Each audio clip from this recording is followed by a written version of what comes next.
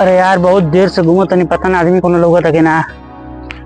देखो ये तो कुछ आदमी बावे है भैया। हाँ। अरे बड़ा देर से खोजे तो नहीं हो मरते हम बकरी के तलाश में मानी कि एगो बकरी के बढ़िया बच्चा मिल जाए तो का बकरी हो जाता कहाँ बा बकरी वाला हो जाता हो का नाम हो जवन के वो का नाम अयान आजान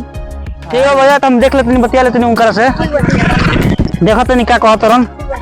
आवलो तब तो अनियो बोलो तो चल चल चल गाँव में छा में चल हट बकरी चल चल चल। अरे कहाँ बड़े हो यान बड़ी देर से खोजे तो नहीं हो भैया तू है क्या हो यान भी आवत निका भइल आ गई नहीं आओ भैया आओ बड़ा देर से करा काय भी ले का है ना चिल्लाते इन लोग बताइए महाराज का बैठी महाराज बैठी तो नहीं रुकी महाराज बैठे पहले हमारा पहले बैठे दियो बाद बैठी रहो महाराज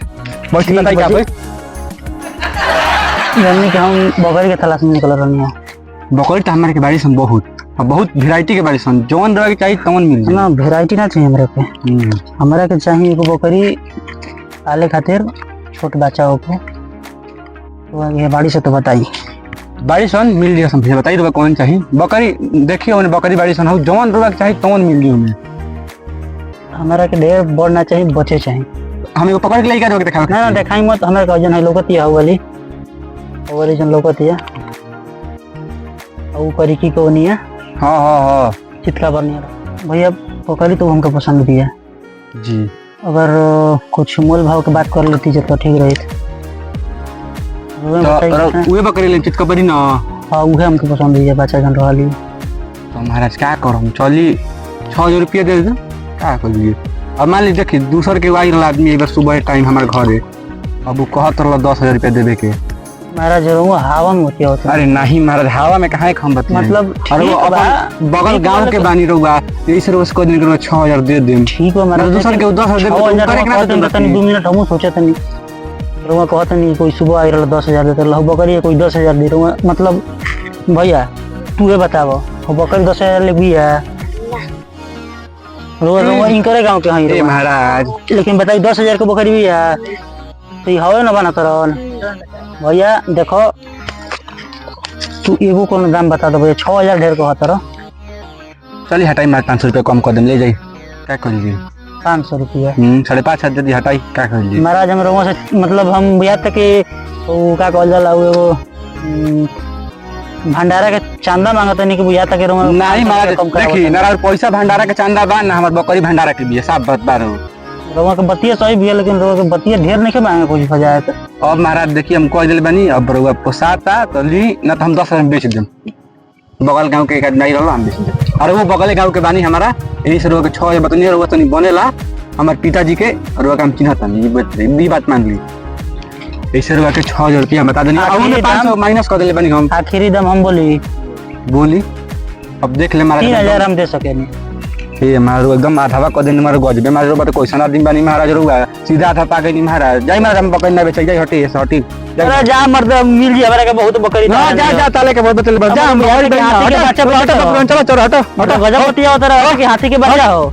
जा ना जा तारा लेके बहुत अहन लो आ जहन लो जान लो जा जा हटा दिमाग मत हटो जा बहुत हम बकरी हमू खरीद ले जीवन में अपना लेकिन तारा निहर बकवा सरी फालतू बात करे वाला आदमी नहीं देखा नहीं हम और तो गजब बात भी है तार लगा तू इतना नाम तू है ना आब तू सुना ने तारा बात वही बुद्धि नहीं के भैया 2 आदमी खड़ा बा हम दस मतलब आदमी के ऊ कह दी कि रोवा के बकरी अगर 6,000 के बिया बात सुनो अभी 6,000 ना 16,000 गिन दे भैया हम दस ना बच जाई तू चीज चल जान तो झगड़ा में मतलब कपार के फरोल तू जा इस मतलब मत चटो जा कपार के फरोल करबो हटो भैया तो अनियल बता दलो तो अनियल लोग कहला पर हम ओही तबा कहीं गई नहीं हो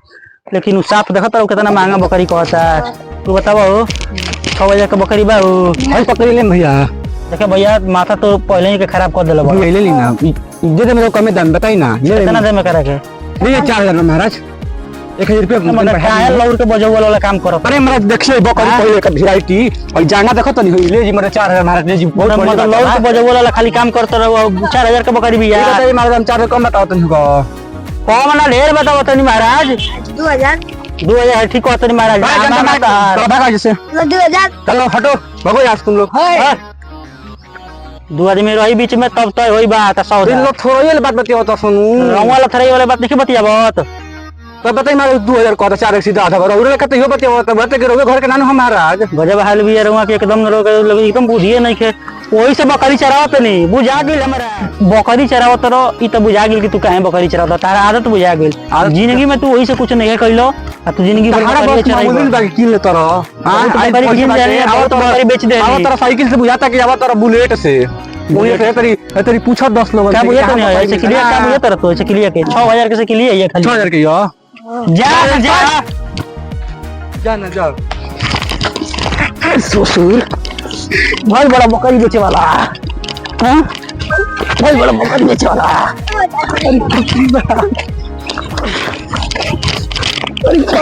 बाप मुगला से मुआई ता बकरी आओ और बताओ रे भैया मुआई अरे भैया